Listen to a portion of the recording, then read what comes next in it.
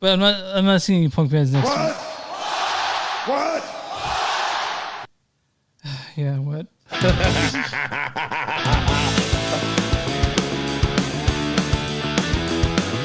It's a show by Chris and Neil with all great movies. They are the real deal. We watch them all, so you don't have to. It's movies that don't suck and some that do. Ladies and gentlemen, boys and girls, listeners of all ages, it is a new episode 368. I think we're on, Yeah, right? something like that. Yeah. 368. Chris. Not counting like what else we had Panic Fest. I know you mention that every time, not counting all the extra episodes we do. So like we're at like 400 probably at this point. Close but to anyway, 400, yeah. Welcome to a new episode of Movies That Don't Suck and Some Do. My name's Neil. I'm Chris. And today we got two new movies, two of them out there in the nice movie universe to watch, to talk about, to play with, to give you our emotions, our pure love for the movie cinema world. And we're going to tell you what we think, us geeks that collect like massive amounts of movie stuff because we're geekies. Geeks. That's right. I got Geekies? Yeah. I got Is it geeky niece geeky? Geekiness. Geekiness. Don't forget, folks, the ones that are joining us on the vlog, the chat is open. So anytime we're talking about something, you want to jump in, chime in, we'll be more than happy to add you to the conversation. I call it a live podcast, but Neil calls it a vlog. So we just have different ways of talking. Well, I say this part's a vlog, and I mean, it's a podcast. It's live. Yeah, whatever. I don't know. You tell me. I think the what vlog, should I call it? What should I call it? Call it podcast. That's what it is. That's what I always do. Okay, this is live action nude video of Chris dancing with a pizza slice. We're kicked off. What platform are we gonna get kicked off before we, doesn't matter. we finish? I don't matter. No, it was past 2 minutes of anything like that mentioned. Okay. I think that's the rule. But anyway, the first movie this week is Predator, Killer of Killers. Now, this is like the eighth movie in the Predator. Yeah. In the Predator series. So, like, that is nuts to even think about that. Like, gosh. And for the director, I didn't even Prey, which we love Prey. Oh, yeah, we love Prey. And I love the first Predator. Actually, there's not a Predator movie I'm not too mad about. What about Predators? But, the Predators. Yeah, I didn't like the Predator. All right. It ruined Adrian Brody for me. So any movie I see him, I just can't take him serious. But anymore. what about like the Predator? There was a remake that was okay. Had Keegan-Michael Key in it. Like they had the, and also I remember really thinking that was the Predator. Yeah, I was thinking they had so much. They had a Prime. This is sound gross. Yeah, that was the Predator. Yeah, they had Prime like time to show titties and they didn't. So. Okay. Everybody, Chris is obsessed with things like burlesque shows and boobies and stuff like that. All right. Anyway, first in this movie is Lindsay Lavanchi. You're furrowing. No, I'm not.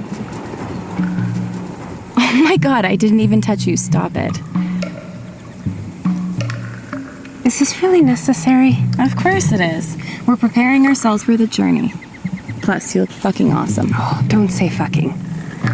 Can we just enjoy this? Like, live in the moment a little bit. This is gonna be a really meaningful experience for all of us. Here. Hold Grandma. Yeah. That's from a short called Here, Hold Grandma. Yeah. Which, us being who we are, we're a big fan of shorts and long shorts and stuff like that. We always go to the Panic Fest. Woo, and Neil also, when we go to see the shorts at Panic Fest, Neil is wearing shorts. That's part of it. So. Anyway, so in this movie is Louis Ozawa. Sorry. I knew I was going to mess that up. Hey, take it easy. If you want the boy to live, you will let me out of this. Fucking no!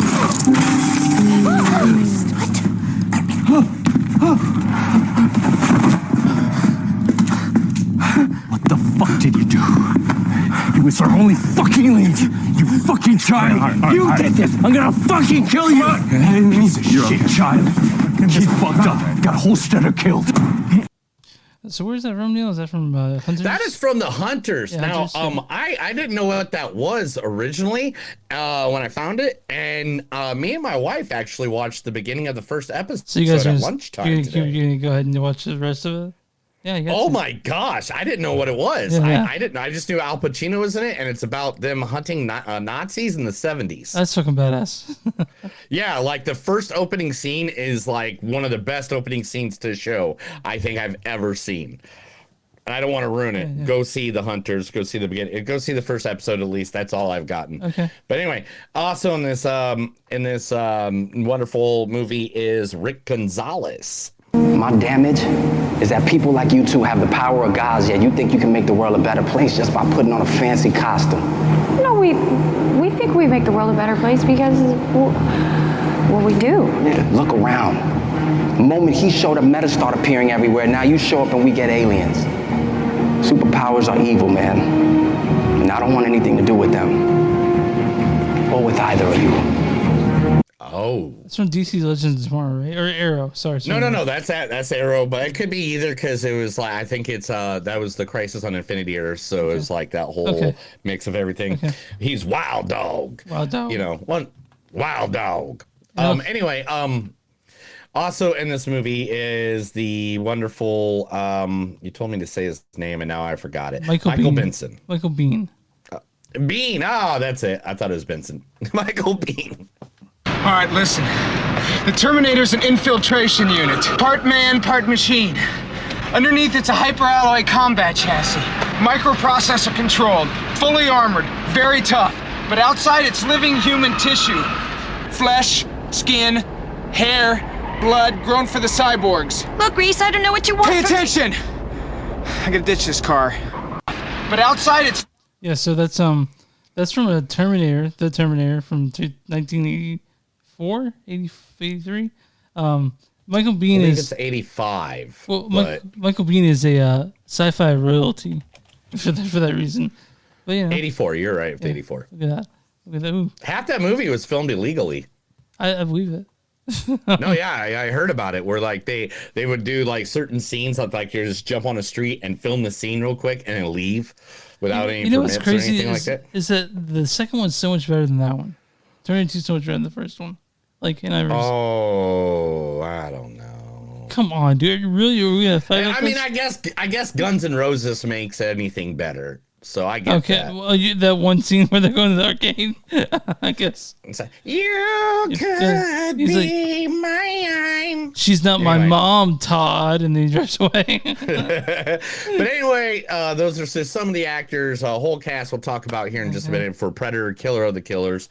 Second movie that we talked about this week because Chris is a huge Wes Anderson. I can't believe you don't got Wes Anderson tattoos. I don't want to be that guy. Whoa. You already got a bunch of A24 tattoos. I have two. And you got two A24 tattoos. And you're like, I don't want to be the guy that gets the tattoos of. I have Princess Bride. They live. I literally have a Joker. So part of Wes Anderson is his aesthetic is so specific. The ones I have in me are pretty much different. Like the different. Yeah. That's why you just have to find an artist that can design like Wes Anderson. Yeah. Well, I do a whole back piece. Yeah. Oh, I don't know about that. I got some ideas for it. But, all right, the second movie we're talking about, the name is The Phoenician Scheme, with the great, the awesome. Sorry, I choked. I don't know why I choked. I'm sorry. That's weird. I'm human, guys. It only happens. All 20 of you guys. Benicio Del Toro. Sounds like real trouble. You're gonna need plenty of legal advice before this thing is over. Oh, yeah. As your attorney, I advise you to rent a very fast car with no top. Mm-hmm. And you'll need the cocaine. Tape recorder for special music. Acapulco shirts. Get the hell out of LA for at least 48 hours. Blows my weekend. Because naturally, I'm gonna have to go with you. And we're gonna have to arm ourselves to the teeth. Well, why not? I mean, everything's worth doing. Worth doing right. This is the American dream in action. So Fear and Loathing in Las Vegas. I mean, I went through so many different movie clips, and I was just like, man, it just has to be that one every time. Then one of her first major roles in a movie, Mia.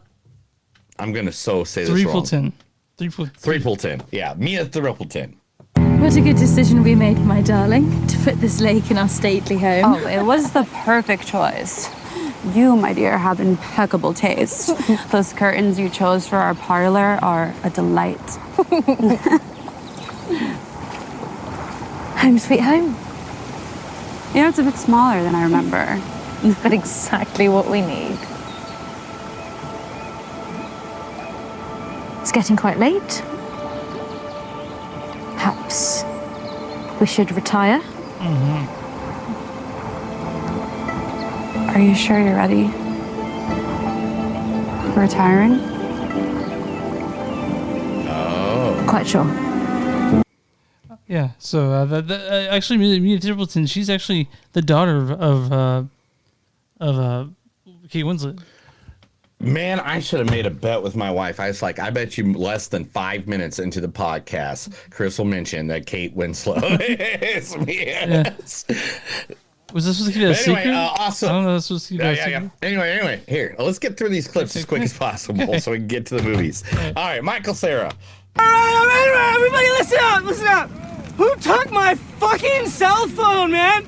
Martin, empty your pockets. What? I saw you in the bathroom, man. Somebody down my phone. Shut the fuck up. Unbelievable. It's unacceptable after all the coke I've wasted on you people. Throw it away. Take your fucking cell phone. 3, Whoa. 1, Whoa. Mike. 0. What's happening to me? What's happening? Oh my God.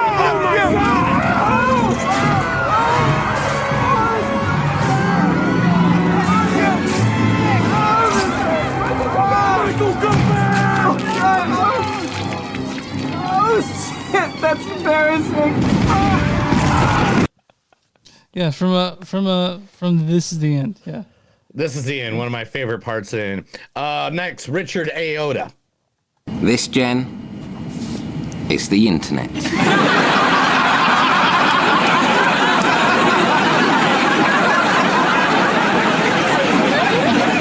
What? That's right. This is the internet. The whole internet. Yep. I offer a loan of it so that you could use it in your speech. It's so small. That's one of the surprising things about it. Hang on. It doesn't have any wires or anything. It's wireless. Oh yes, everything's wireless nowadays, isn't it, Ian? So I can really use it in my speech. What if someone needs it? Oh, no. People will still be able to go online and everything. It'll still work. Oh, good. I tell you, you present this to the shareholders and you will get quite a response.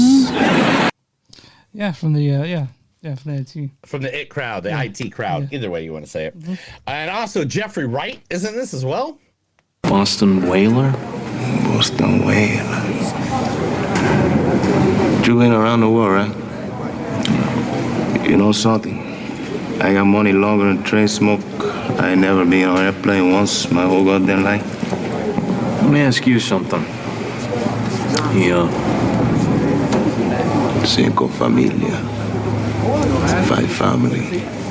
5 borough. 1 law. Okay. You an interesting motherfucker.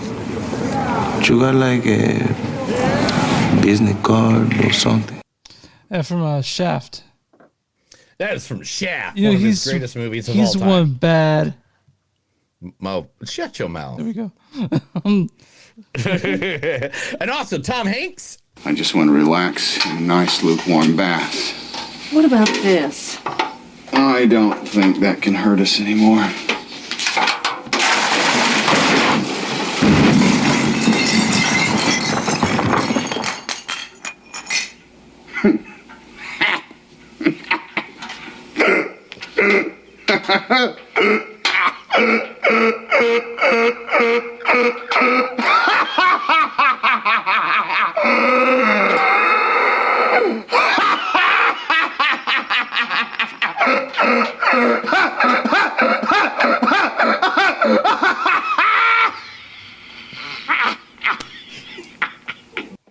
You went vintage of Tom Hanks with the Money Pit.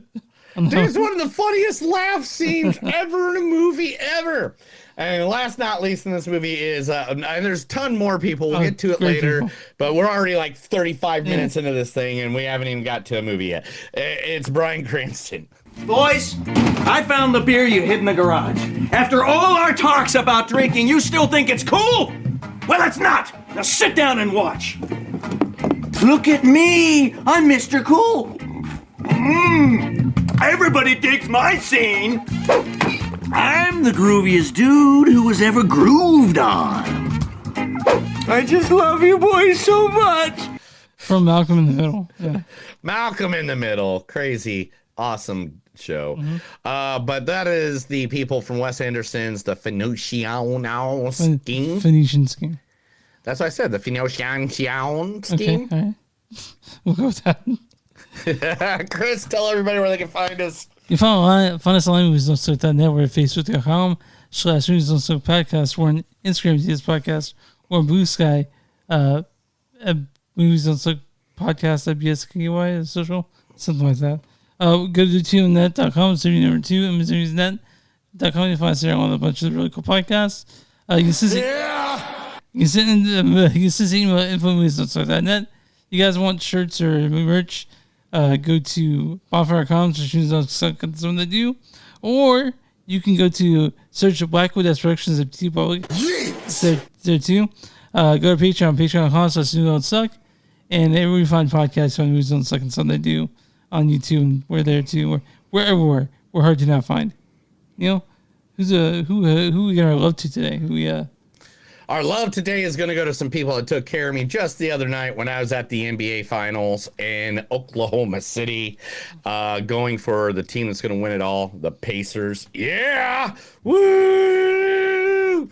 Yeah, that pisses so many people off in here in Oklahoma where I live. You can actually see the flag right here. Boom. There we go. That's the flag. Okay. That's the only thing they had with Pacers on it, like at the Oklahoma City Thunder game. Anyway, the place we're going to talk about is called the Blue Note. The Blue Note is a local establishment in Oklahoma City that literally has been there for the last 30 years. They have music, live bands, and stuff like that. Like this weekend coming up is Cowboy Jr., Neamon, and every Sunday night they have jazz night. Like literally, this place is just, oh yeah, that porch. I stayed on that porch for a while, of course, because I could smoke. But there's King Cabbage Brass Band. I know that band. They're pretty cool guys. But yeah, it's a nice little lit up bar that is live music. It's a venue for bands. I played on those dartboards literally the night after the finals. Yep, those two right there. It's great. They have a good menu for food and all the above. On Wednesday nights, they usually have music, karaoke with Michael. Then on Friday nights, they have a band every year. They have Saturday night, they have bands. Sunday night, they have bands. It's jazz, and it's a wonderful place to go. The drinks were cheap. The people are nice. It was just, look at that environment. I mean, don't you want to hang out there and watch that band? Yeah. I mean, look at those booths. It reminds me of the 1950s and stuff like that. Yeah. So all you got to do, if you're ever in the Oklahoma City area, you can go to facebook.com/OKC Blue Note. Or you can go to their website, okcbluenote.com, for more information about bands, places, people, and things that are going there. My friends actually hung out with DJ Koala there one night. Nice. And if you guys don't know who DJ Koala is, that's the guy from New Guy, Road Trip, and stuff like that, because he was there for the Supernatural convention. Because he's part of Supernatural. Did you go there? Did you saw that, right? Yeah. So my friends, the way the story goes is that my friends were already in Oklahoma City because of the Supernatural convention, and it just so happened that the Oklahoma City Thunder are the ones that got into the finals. But I called it at the beginning of the season. I said it's going to be the Thunder and it's going to be the Pacers in the finals, and people made fun of me. They laughed at me. They threw things at me. One person came up straight at my face and went right into my face and was like, that's what they did, huh? Yeah. Yeah, and I was just like, no, dude. I go, it was just like I said to them, what you think? Yeah, and it was a whole thing. But so they were already there for the Supernatural. So their hotel room, they got months before the finals. Their hotel room would have cost like $1,500 a night for that night if they didn't already have it 3 months ago. So the thing is, they have like a rabid fan base, like comparable to the Swifties about Supernatural, but Oh, it was fun. It was a great time. I had a great time. I took pictures with the car. I went to the last panel, which was Sam and Dean, just sitting there talking it out. Dean, whatever the actor's name is, Soldier Boy. The only thing he wants to do, the number one thing he wants to accomplish in his life is to be a host of Saturday Night Live, and I feel like people need to make that happen. Well, Neil, start a petition. I'm gonna start a petition. But Chris, let's talk movies. Let's talk Predator Killers. Directed by Dan Trachtenberg, directed 10 Cloverfield Lane. Wrote and directed 10 Cloverfield Lane, which I love. He also did Prey, which we were fans of last year. And also directed by Joshua Wasson, who's known for animation stuff. Because you guys didn't know this. This is an all animated movie. Written by Micha Robert Rutar, Dan Trachtenberg, and Jim Thomas, who created the original Predator.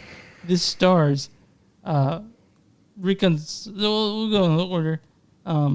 Lindsay Gavachi is Ursa. You're furrowing. No, I'm not. Also, this stars Rick Gonzalez Torres. Hey, take it easy.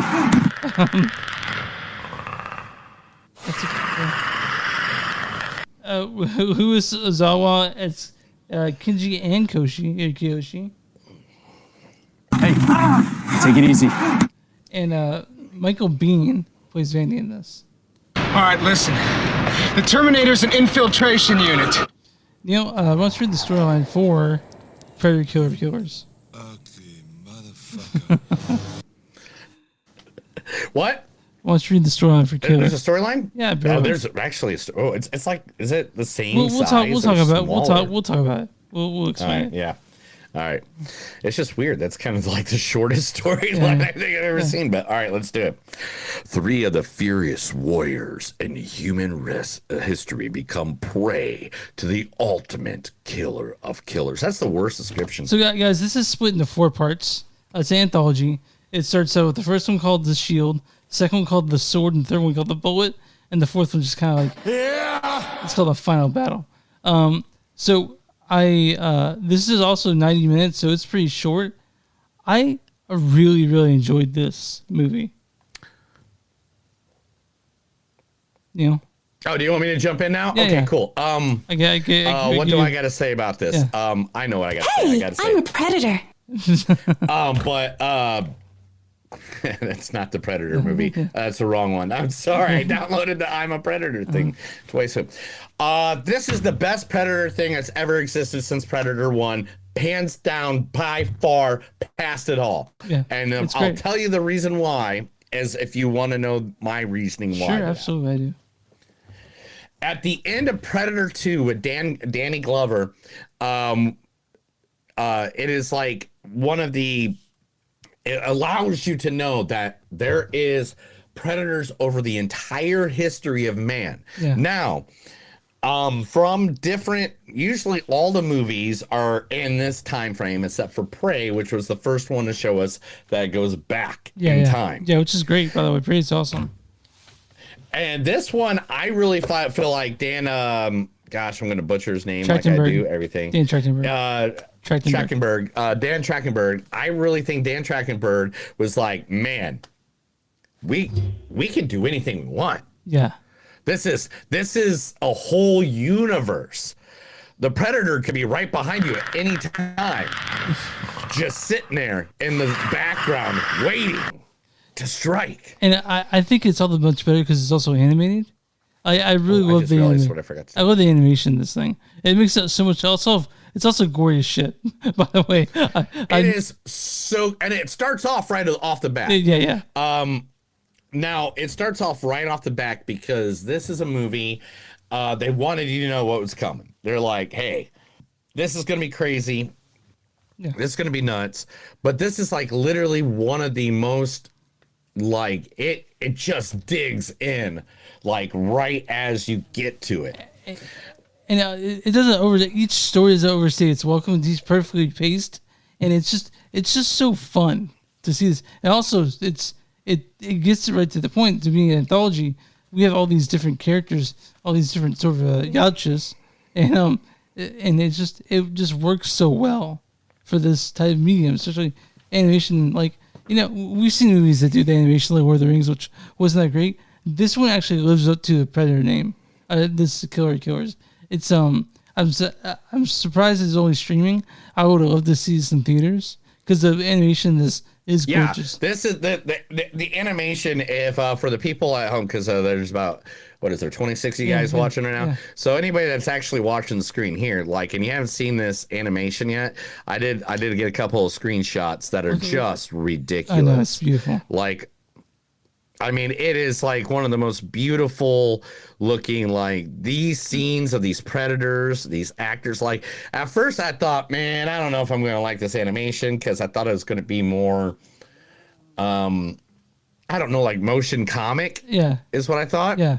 But you know what it reminded me, of course, of? What was that?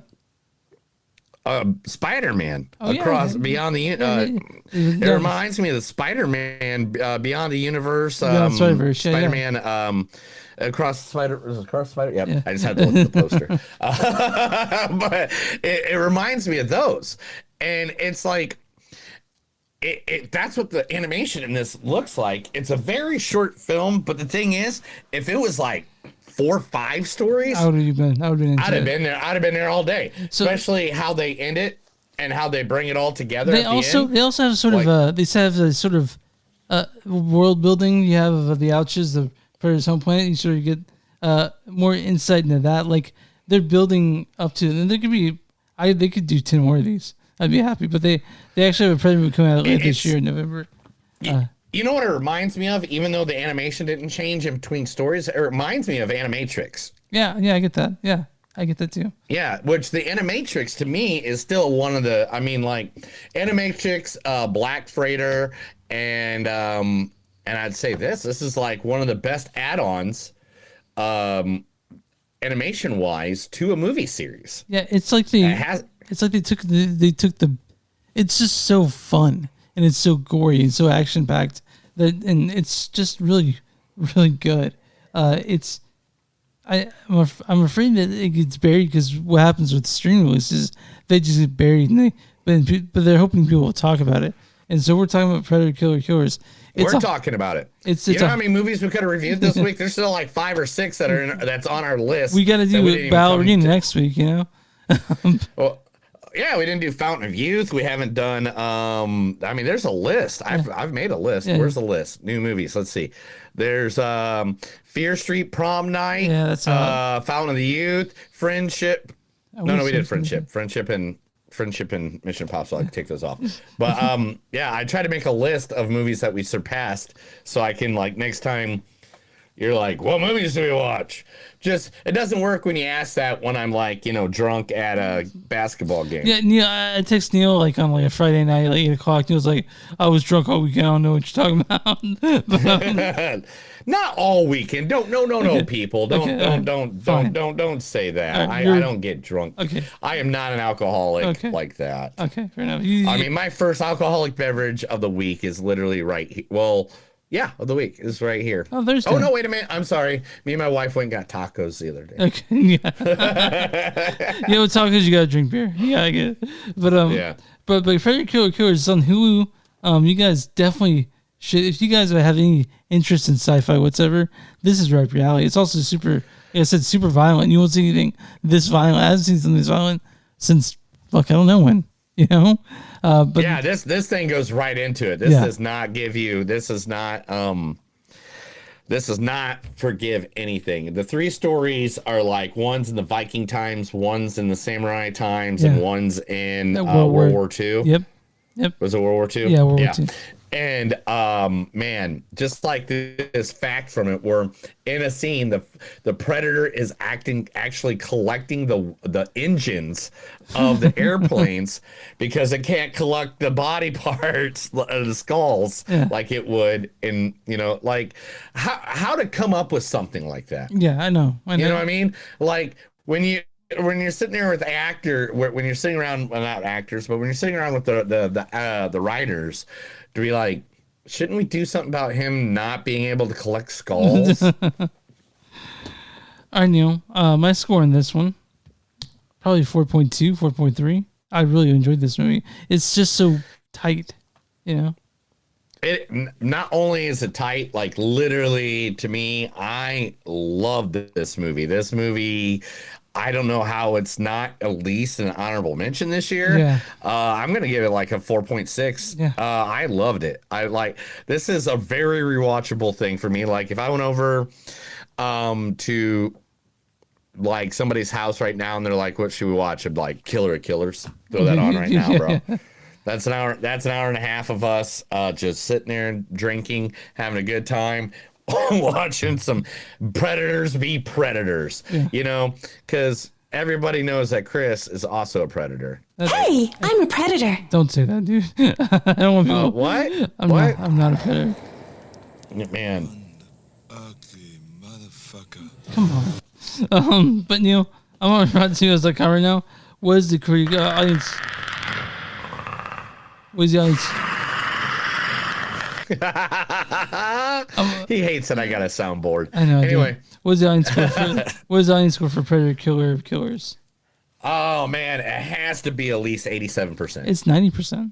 Yeah. Damn it! I should have gone 90. I was going to go 90. Critic score for Predator Killer of Killers.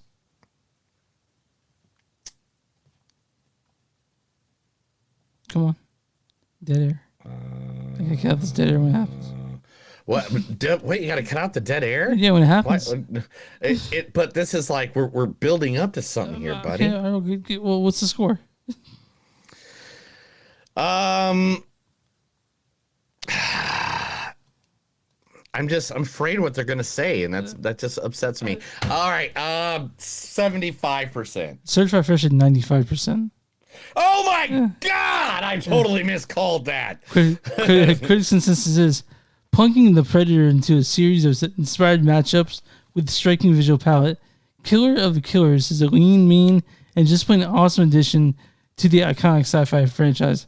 I'll do a bad review and a good review.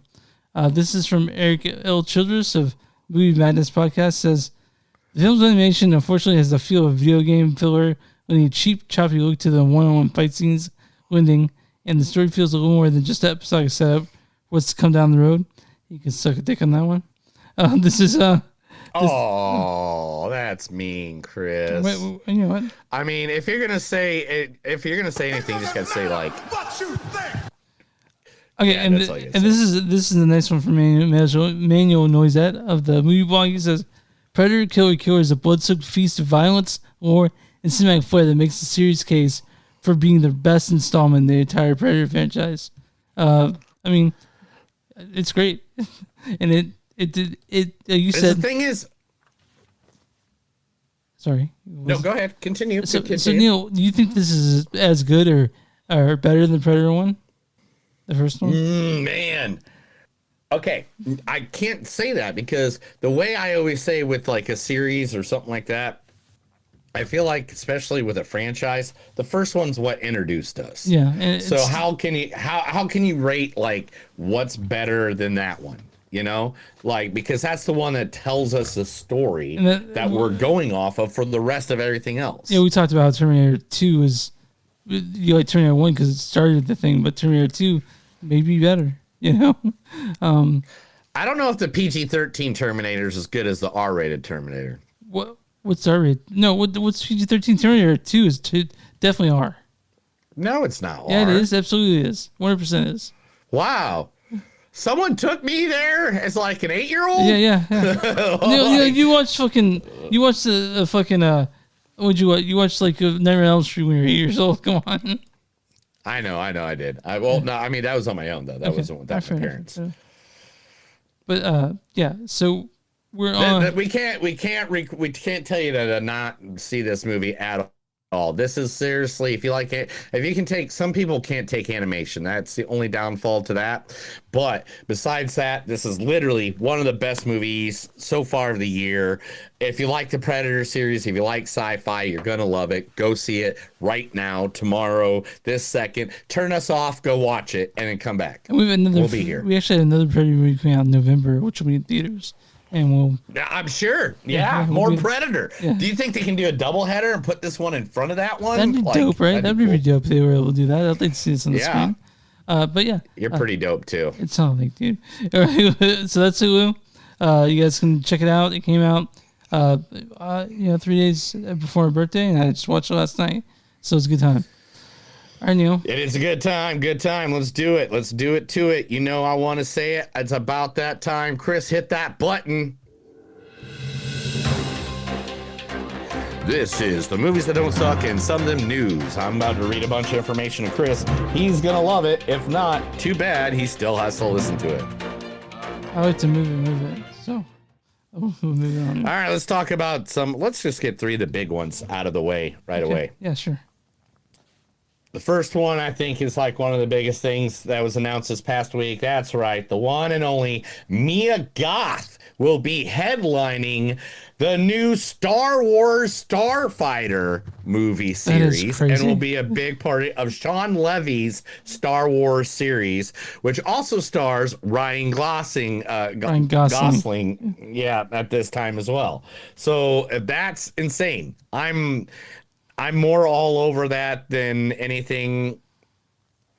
I mean, Goth is already in Del Toro's Frankenstein alongside Oscar Isaac, Jacob Alardo, as well as The Odyssey. Christopher Nolan's. She's still in the. She's still in the spotlight from Jenna Ortega. I feel like Mia Goth. She's just everywhere. I mean, the whole Pearl X and Maxine thing just blew her right the heck up. She's great. Now, a story that Chris made sure I said by sending me the line to this 1,714 times. Robert Eggers. That's what I said. You said Roger Eberts. I just switched the B and the. Robert Eggers. I know. It was funny. Everybody at home laughed, didn't you guys? They're all looking at me. They're all looking at me, and they're going like, "What?" But anyway, the one and only Robert Eggers is writing and directing a version of Charles Dickens' A Christmas Carol. Who will be starring in this is the man himself, none other than a guy we love on this show, Mr. William Dafoe. Willem Dafoe, yeah. I think he's probably the Scrooge character. But here's the thing, Neil. There's only really one Christmas Carol that I think's good, and that's the Muppet Christmas Carol. I don't think we need another one. But if he's making like a really weird, fucked up horror version of this, I'll watch all day. But I'm not a big fan of like the whole Christmas Carol thing. Though, like I said, Dafoe. I know who's in it. You know. It's Dafoe. I want a fucked up version of Christmas Carol, and that's Sir, I don't know if you are listening to me, sir. Let me repeat myself. Cause man, that's it. That's it, Chris. You just made the list. Neil cannot. I mean, not like, use this. literally. But yeah, I mean it's Dafoe. So like I'm Neil, you know this director more than like I love him. And so I'm looking forward to it, but I'm also... You know what, Chris? Screw it. Who cares about the Christmas Carol? You know why? You going to play a clip? Is that what you're about to do? No. Because there's other Christmas movies we can talk about, Chris. Okay. Like as verified as of this week, Violent Night 2 nice. will be coming out December 4th, 2026. Dave is already signed back on for it. The director, Tommy Wirkola, is going to be doing it. Returning writers Pat Cassie and Josh Miller and Kelly McCormick, David Lech are all going to be part of it again. So the same people that did Violent Night 1, which we are big fans of on this podcast. Yeah. So David Harper is going to be taking on. I love David Harper at this point. I mean, and he's such a really good dude. If you have not seen things that he does around the internet, I mean, besides cheating on his wife, but yeah. Like he's. Yeah. Wow, dude. I'm just saying. Wow. When did we become that? When did he become that guy? When did I think he's a great actor. Chris, I don't even know. I think he's a great actor. What? I think David Harbour is a great actor. Okay, well, I mean, we don't really dig into people's personal lives. Like, we're not going to talk about how Jared Leto's sexual misconduct allegations might take down 2 franchises at the same time. Dude, like, I was people like, oh, I can't believe I can believe it. 100% believe it. What happened with him? I know. But yeah, now, because of the 7 allegations, 9 allegations, I think we're at now. 2 of the new movie series that are coming out in the next year and a half might be completely wiped off the slate. What you know, the Morbius franchise? Tron Ares. Oh, is he in that? Yes, Oh. he was in the last one. Okay. Did you not? I just don't know. Oh my god! I didn't see the last one, so. And the one that really, really upsets me, Masters of the Universe. Oh, yeah, that would have. Where he plays Skeletor. Yeah. Both might get canceled now. Yeah, I mean, who had to win though? We really had to blame Jared Leto on this one, right? Oh no, I completely blared Jared Leto. And if I don't get a He-Man movie, man, a good He-Man movie, I will knock the fucker out, man. I am not a violent man. I do not fight anymore. I'm not that guy. But if I see him in public, I'm gonna just punch him and you're be like, "That's for ruining He-Man." Well, you should say it also that's for ruining those women's, for hurting those women. But yeah, it's fucking yeah. Was that the next news, or we just bring it up just cause? No, I literally had it up, and I was just moving on. It's called a segue. Have you ever heard of that? Yeah, it's like when you go from one thing to another, I know what and then is. you move it in. Yeah. Dude, do you want me to kick you in the balls? Please don't. I'm not from here. Okay, good. I'm not worried because I about don't want to kick you. I don't want to kick your balls into space. Oh, okay. So we're gonna segue. Like Spaceballs 2 has confirmed 3. Not 1, not 2, but 3 of the original cast are confirmed for it. That's right. First, Mel Brooks will be returning back as Yogurt. Right? Yeah. Bill Pullman Yeah. will be returning as Lone Star. Yeah. And the biggest one in this whole announcement, the one, the only, the man with the helmet so big you can't fly over it, Rick Moranis, will return to Spaceballs 2 as none other than Dark Helmet. So this is great news because Rick Moranis has not been in any movies since like a long time. So he's coming back to do Spaceballs. I only hope that Pizza the Hut show up at one point too. He ate himself to death. That'd be that'd ruin the continuity. Come on, man. The continuity would, okay, fine. Yeah, that'd be in the continuity for that movie. Guys, tomorrow is Friday the 13th, if you don't know. Oh, yeah. It is Friday the 13th, and it is the 45th anniversary of Friday the 13th. There are certain movie theaters that will be playing, especially local theaters that are big commercial chains that will be playing Friday the 13th, the original, if you guys want to go see it on Friday the 13th, 45th anniversary, one of the best movies of all time. Now, if you can't see it in the theater and you're just bored at home and you're like, man, I want to see some Friday the 13th. Well, Don't go looking at all your platforms. Go to the free platform. Pluto TV will be playing the first 5 Friday the 13th movies, and you can go see them tomorrow and tomorrow only. So here's what Screenland's doing for that, actually. Screenland, our favorite theater in Kansas City, they're doing Friday the 13th double feature roulette, where they randomize the Friday the 13th movies, 2 of them, and that's the ones they play. So it's going to be fun. You guys want to go with that one? Weird. The new A24 has been hiring cast and got a director already for the YouTube's creepiest viral phenomenon, the Back Rooms. Yeah. Now, have you seen the Back Rooms? Yeah, it's fucking creepy as shit. Yeah. Oh my God, it's creepy. If you don't know, the Back Rooms is the short films. Like the first one's like 9 minutes, and the rest of them are like 2 to 3 minutes. There's like 22 of them, if I know, like 22, 23 of them. And so far, Christina Maladio from The Penguin and Palm Springs has joined. Oh man, I'm gonna mess this guy. He's from 12 Years a Slave and Children of Men. Chai Watiol. Chotel Jafor, yeah. Chotel Jafor, yeah. Yeah, thank you. This is why Chris and I work together, guys. Are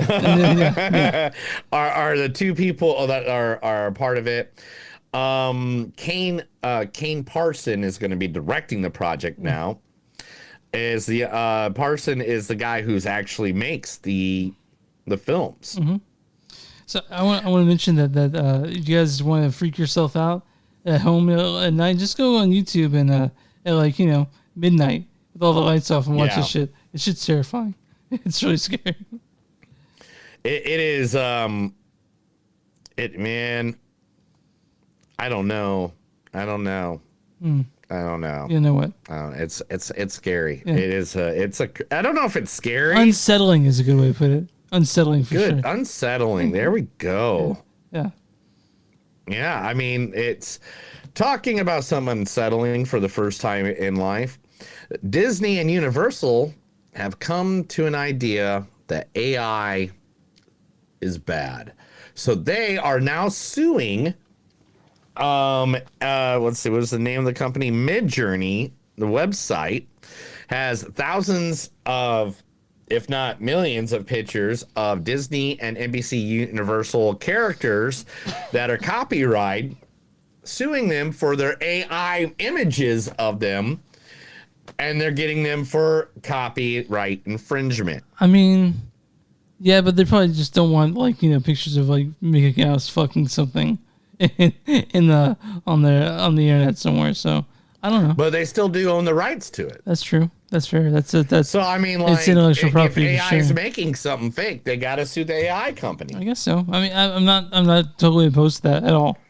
Honestly. Yeah, I mean, if you're supposed to be making money off of it, and at any time you're like, oh, I just want a picture of Spider-Man on a motorcycle eating a hamburger, butt naked with it, the giant boner. You can do whatever. Yeah. Talking about Spider-Man, yes, guys, it's still coming. Spider-Man Beyond the Spider-Verse is still in works. And people go, is it actually happening? And they're like, yes, it is clear. They go, we moved it to 2027. We had some issues. And people are asking the main actor who plays Miles Morales, what's his name? Samik Moore. Mm-hmm. They go, do you know anything about it? He goes, I know I'm in it 3 times. Well, we're waiting for it. And it was that last one was a little confusing, I will say. I'll have to rewatch it before I watch the new one. So I love the last one. I love all of them. Okay. I love all of them. Okay. They just make me happy in the buttocks. Mm-hmm. That's right. Do you get happy? What's a movie that you love that is just amazing all the time? Well, I gotta say that I've. We'll talk about that. That just makes me happy. Probably Ghostbusters. Probably Ghostbusters. Yeah. Michael B. Jordan has announced that one of the things that he would like to do next is to make anything anime into live action. He doesn't give a damn what it is. That's what he wants his next project to be. And after he did Sinners, I feel like we can just give them the keys to whatever and let them run. I mean, because Sinners is so fucking good. It's someone number one of the year. It's hard to beat. Oh my god! I mean, it's gonna be hard to beat. Yeah. Talking about things hard to beat. What's harder to beat than Netflix's new adventure about the good old Cliff Booth? Yeah. Oh, yeah. What's one with two? It just keeps on adding more and more people now. You guys don't know. Cliff Booth was the character that Brad Pitt played. Brad Pitt will be revising his role. Also Elizabeth Debicki. Yeah, Yep. Scott King is already in it. Now, Yahya Abdul Matin II, who is like from Doctor Strange and that universe, he has now been added to the cast as well. So this cast seems to be filling up pretty quick. I can't wait for it, honestly. Like, I love Cliff Booth characters, so knowing that we'll get more of them makes me pretty happy, honestly. Yeah, I mean, I know I wanted that Quentin Tarantino-esque style, but man, I just don't know. I don't know. At least I'll have a little Cliff Booth probably perfected, so I love the character, so. Chris, do you sit at night and wonder to yourself what's next in the DC universe after Superman? I gotta be honest, not really. but you're gonna tell me, right? James Gunn has announced the thing that they are writing right now is they are writing the Wonder Woman script. The new Wonder Woman will be next. So it won't be what's her face? What's the actress's name who played Wonder Woman now? Gal Gadot? It won't be Gal, right? No, it won't be Gal. Won't be Gal. Okay. All right, well, that's fine. Chris, have you ever thought to yourself, man, if I plant a garden with radioactive tomatoes, will they attack the world? Oh, I mean, there's a movie about that, a documentary called Attack of the Killer Tomatoes. Well, have you ever wondered what the sequel of that would be? What's it called? All right, there's a new sequel. I think there's like 3 Attack of the Killer Tomatoes, by the way. Okay. I mean, if I remember correctly. I used to watch them as a kid. But Attack of the Killer Tomatoes Organic Intelligence is now being in the works. Now, the best part is it's amazing cast, which includes David Kushner, Catherine Corcoran from Terrifier, John Austin, or Gomez from the Addams Family. Who else is in this? They said, Eric Roberts, of course, because why not? Samantha Bailey from The Listening, and yeah, and that is like seriously. So they're getting staff together. How do you make that like a believable? I don't know, man. I hope it all goes well. I mean, it's like trying to make a Killer Clowns from Outer Space sequel. You know what I mean? Right. Which movie when it came out scared the living shit out of me. Killer Clowns is scary, but now I look back and now it's ridiculous. It's funny though. It is now rumored that Sadie Sink's character in Spider-Man: Brand New Day will be none other than Gwen Stacy. Oh.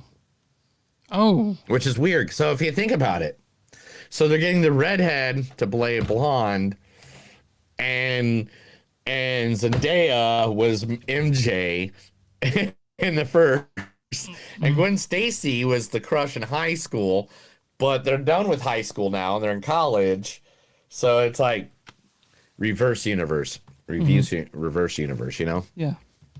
Yeah, it's crazy. All right, let's see what else do we got here on the good old lineup here. There's a movie coming out about basketball. What's it called? It's going to be called The GOAT. The GOAT? And is it now? Who's it about though? It's just a wild story. Now listen. Now so far, Stephen Curry, who's one of the NBA's greatest basketball players is in it. Caleb McLaughlin's in it. Gabriel Union, Nick Kroll, David Harbour, and Jennifer Lewis are already all signed up. Patton Oswalt's in it as well. Nice. And yeah, so I mean, and it's directed by Tyree Dillihay, who is the person that does Bob's Burgers. Oh, you're right. That's not you. Yeah, I'm like, man, I'm already in good basketball season because the Pacers. You guys know who the Pacers are? They're this Indiana team. Indiana Pacers, guys. You should Yeah, know. the Indianapolis Pacers. Yeah. They beat the hell out of the Thunder last night. Like annihilated them. The game 3. So that means 2 games down, boy. Woo! Yeah, Pacer. Yes, sir. Anyway. Live action Hercules isn't going well because the Russo brothers and Disney keep yelling at each other. They have their own ideas, and Disney doesn't want their ideas, I guess. No. Industry insiders say that Daniel Rickman reports the creative tensions have been brewing on Hercules between the Russo brothers and Disney. He claims the filmmaking duo wants to shift directions and focus on a new story about Hades, as well as the title of the film after the god of the underworld. Meanwhile, Disney just wants it to be the exact same freaking thing, but live action. Of course they do. Well, yeah, we haven't seen it on Stitch yet, so we'll see if that's actually worth watching. But you know, and if you guys want to watch Snow White, it's on Disney Plus now. I don't know if we'll watch it or not. But yeah, what else you got going on, Neil? Did we get there? Or?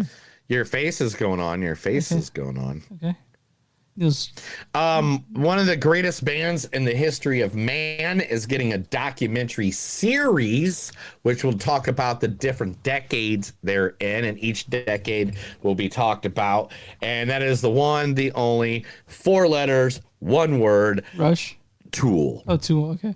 All right. Yeah. Because Tool has been considered, I mean, Tool, let's be honest, Tool never not sells out. Tool is one of the most popular bands amongst people our age limit, or, you know, not just our age, but anybody since they've been out. Yeah. And Tool's working with them on this. So it's. So unprecedented access to them. Yeah. Yeah. So that's awesome. And then finally, Chris, Andy Serkis has literally released the first little clip of Animal Farm, which he's been working on. Yeah. And you can go see that. Yeah, you can go watch it on YouTube or any place you find your videos and stuff. And look at this, dude. That looks cool. I definitely want to see the movie Animal Farm. Yeah, I mean, that's Seth Rogen, and I can't remember who the other character is in this one. It's very cute, though. It doesn't say right here. Doesn't say, but that is Seth Rogen as the big pig. And I'm just saying right now, there's nothing better than a Pacers win. Woo! And that's the news. That was The Movies Don't Suck and Some of the News. I told Chris a bunch of stuff, and all he said to me was, I don't care. You come in my face, I'm gonna fight you. All right, let's talk the final movie. Let's talk about The Phoenician Scheme. Directed by Wes Anderson. You guys don't know who Wes Anderson is? Where have you been living? And he's done, Fantastic Mr. Fox, Real Tenenbaums, Rushmore, Moonrise Kingdom, Asteroid City, Isle of Dogs, Grand Budapest Hotel. He's a French Dispatch. He's one of those institutions. This is written by Wes and his writing partner Roman Coppola. This stars Benicio Del Toro as Zsa Zsa Corda. Sounds like real trouble. Mia Threapleton plays Liesel. What a good decision we made, my darling. Michael Cera plays Bjorn. All right, everybody listen up. Okay, also this stars, I want to mention this, Truman Hanks plays the Ministry Secretary, Steve Park plays the pilot, Scott Shepard plays field reporter, Willem Dafoe's keep going. There's just a list. Yeah. It's just a list. Willem Dafoe's in it. Willem Dafoe's name. F. Murray Abraham. Bill Murray. Yeah. Bill Murray plays God, I think. Bill Murray. Yeah. Yep, there he is. Yeah. This also, he's Rupert Friend. Yeah. Donald Stumper. I mean, there's just a who's of names in this. Yeah, and it's got a lot of people in it, and I'm trying to find the names of everyone so I can make sure that when I put it. Do you not know how to It's called Full Cast. Just Yeah, look at a I'm button. looking at it and right it now. goes Tom Hanks through in it. this. He plays Leland. I just want to relax in a nice lukewarm bath. Bryan Cranston plays Regan. Boys, I found the beer you hid in the garage. After all our talks about drinking, you still think it's cool? Do you think it's cool, Neil? I didn't realize Charlotte Gainsbourg was in this. No, drinking's bad for you. Richard Ayoade plays Sergio. This, Jen, is the internet. And Jeffrey Wright plays Marty. Boston Whaler. Scarlett Johansson plays cousin Hilda. God, there's just so many people. Hope Davis plays Mother Superior.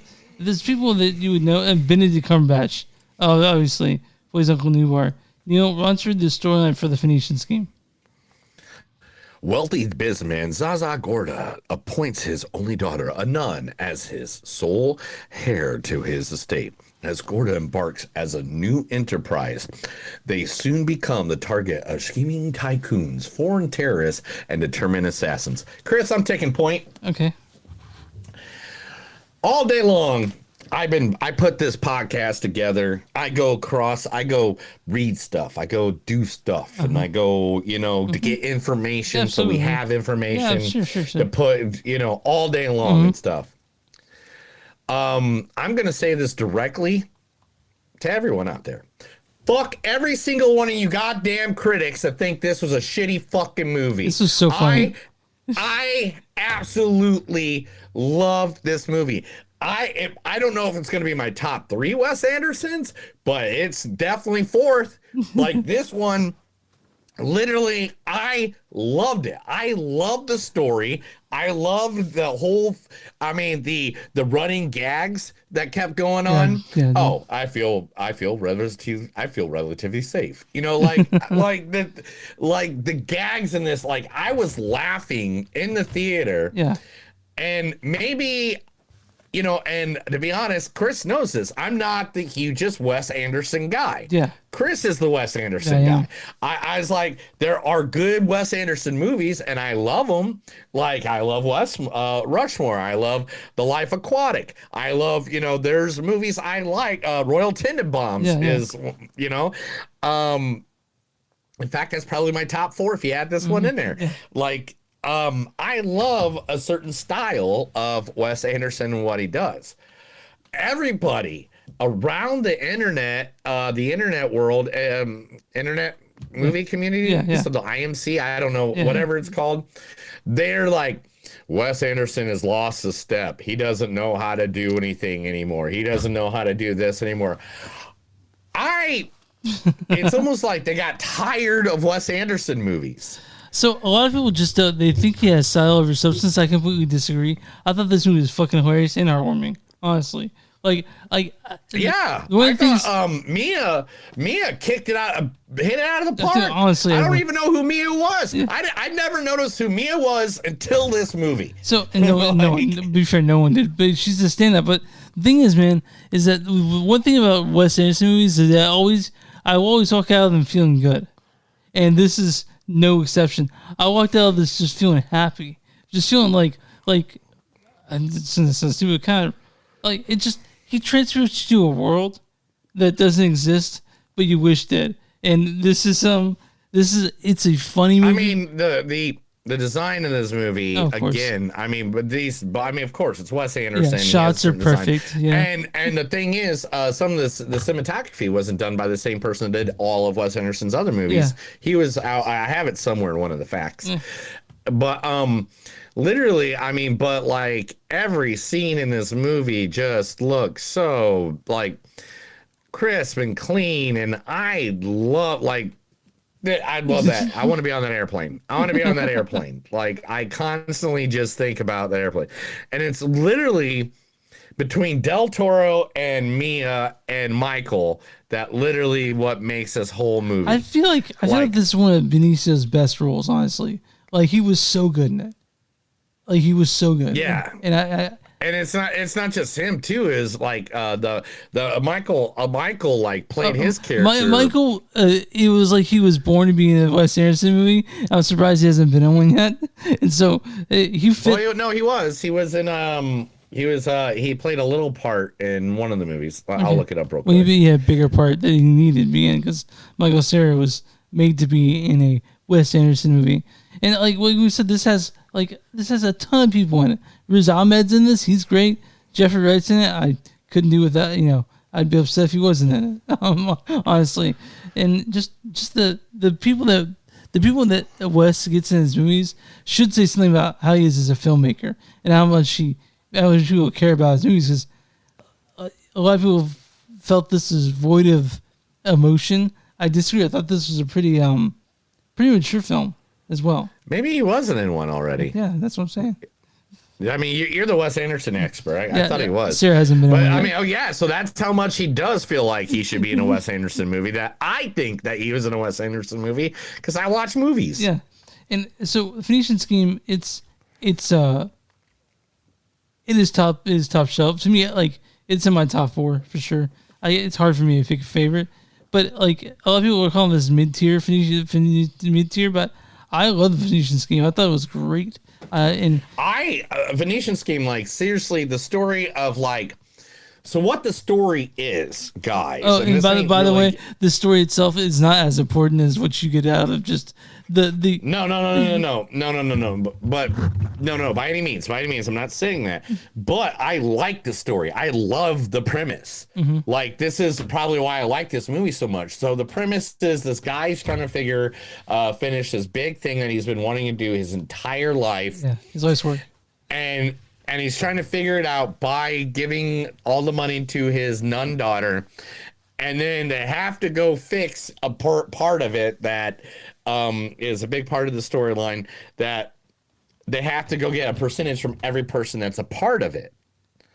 Now, they have to go to all these different places. And because of it, there's so many running gags going on the entire movie. It's a globetrotting movie. They're all over the place, and that's what's so good about it. Like the different settings, the people you meet, it's just an adventure.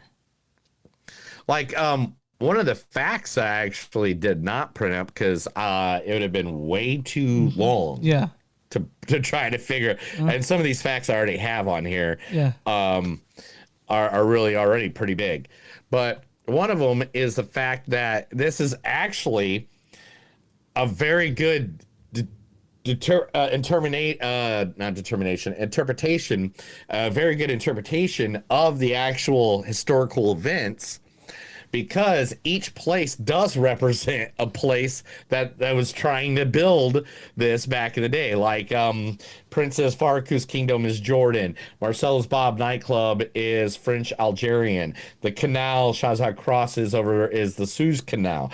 Hilda's private utopian outpost is Israel Kippus. The hotel where the summit is held is Luxor, Egypt. Marty's ship is on the Mediterranean. Like, it actually is a good representation if you see the reflection of what it is. Yeah, and so I know that some people the whole numbers part of it might throw some people off, but honestly, just know that they have to go fix things and they have to go across the world to do it, and that's what we get out of this. You get time with these characters that you grow to love, and you sort of grow to understand them better. And I couldn't. This was just a fun comedy. It's a comedy. I think it's probably the most broadly comedic. Like, I love Wes Anderson, but to me, like, a lot of people don't get his humor. I think this has, for people who don't get his humor, there's more for them to laugh at in this one than other ones. I hate people, or I don't hate, I dislike. I'm sorry, hate is a strong word. I'm not going to say the word hate. I dislike people that are just like, it's a Wes Anderson movie, so it's going to be like that. Yeah. And it's like, yeah, it's like that. It's different. And by any means, I don't think Chris ever thought in like a million years in our podcast that I'd be the guy sticking up hardcore for Wes Anderson. But at this point, it's something different than the same fucking look, the same like aesthetic and nothing wrong against big movies and stuff like that. I'm not that guy. I love me a good, like I watched Hitman earlier with, Timothy, Timothy, Oliphant? yeah, Oliphant, in it earlier today. Like I love big action, freaking crazy movies that they do at the theater and stuff like that. Love that stuff. But my thing is I like seeing different stuff all the time. Yeah, and this is a weird movie. Like to say that it's not a weird movie would be a wrong thing to say. Because no, not only is this weird, but it's beautifully like let's see if I download it, but they're one of my favorite shots. And I did not grab it.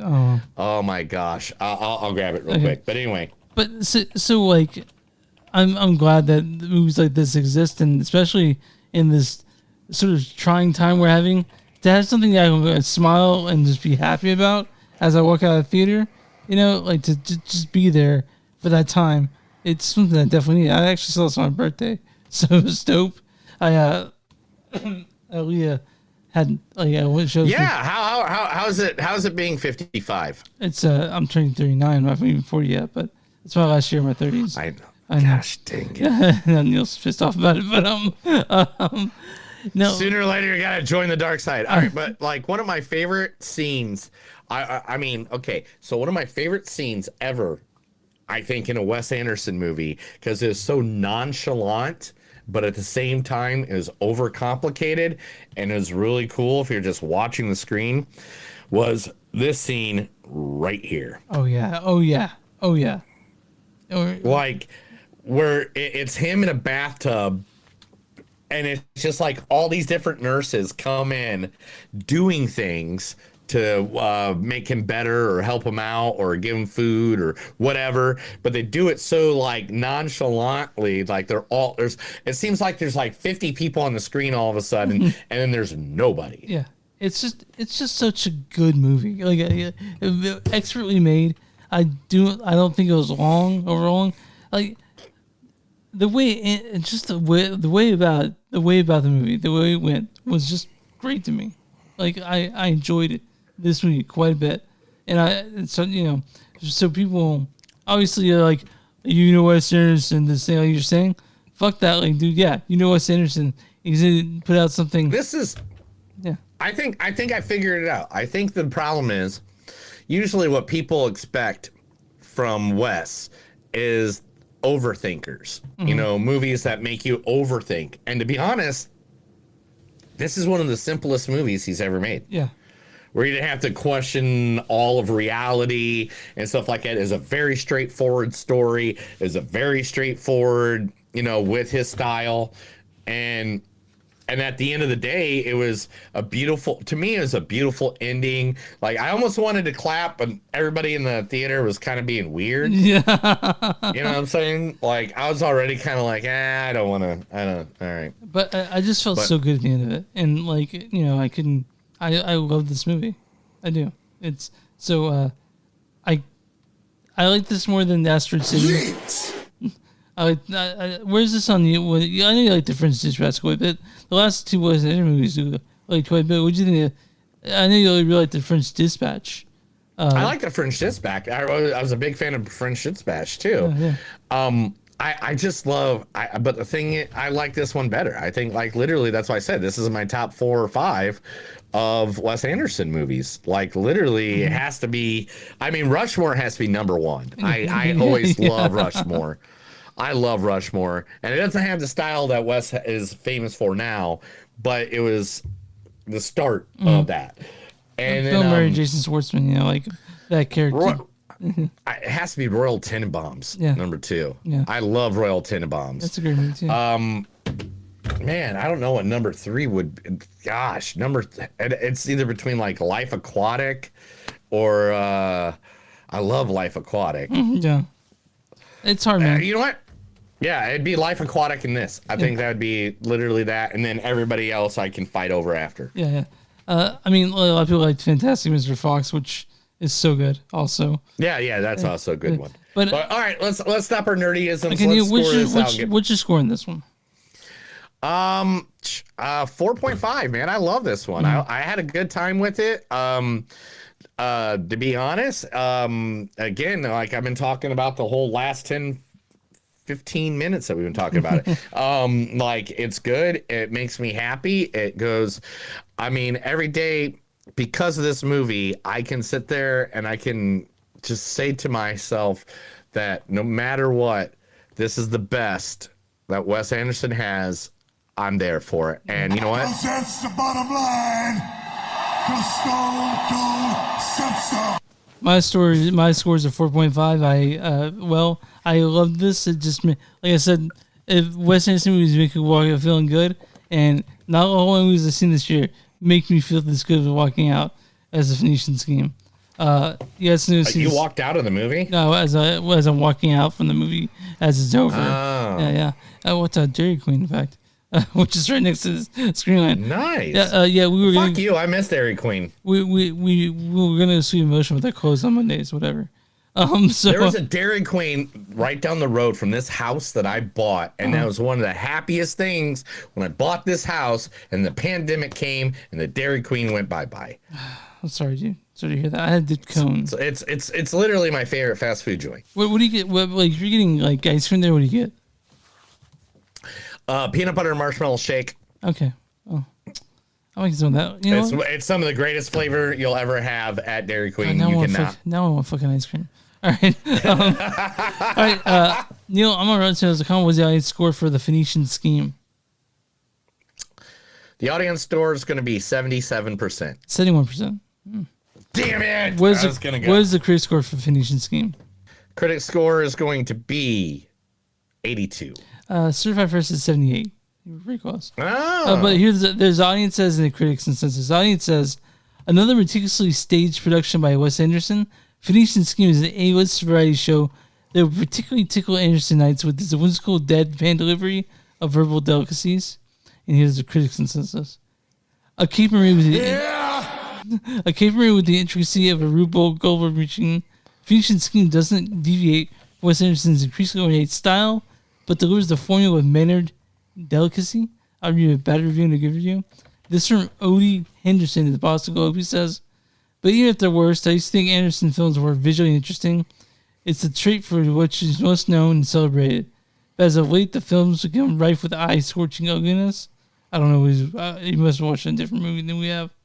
And this is from Maddie Lucas From the Front Row. She says, the emotional layers of the father-daughter relationship intertwined with themes of religion, capitalism, and global politics to form a richer text that might initially meet the eye. Me and Nev love this movie, Phoenician Scheme. We think it stands up there with some of Wes Anderson's best movies. I'm a big Wes Anderson fan, so I was just happy the whole time. And it's just a delightful movie, and we hope you guys go see it.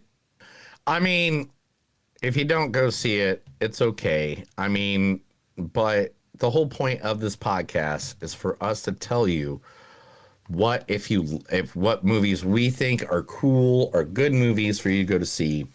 So you listen to an hour podcast and instead of seeing a 94-hour movie, like what was that 94-hour movie that you made me watch? The Brutalist.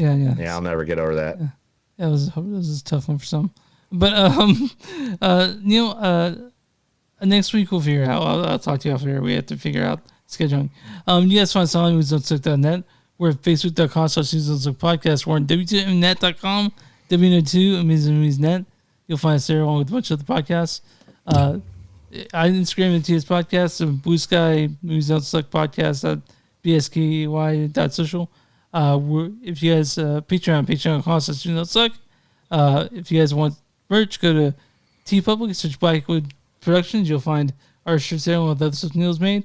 Or search Movies Don't Suck and some that do on bonfire.com. You'll also find us there. Yeah, watch out.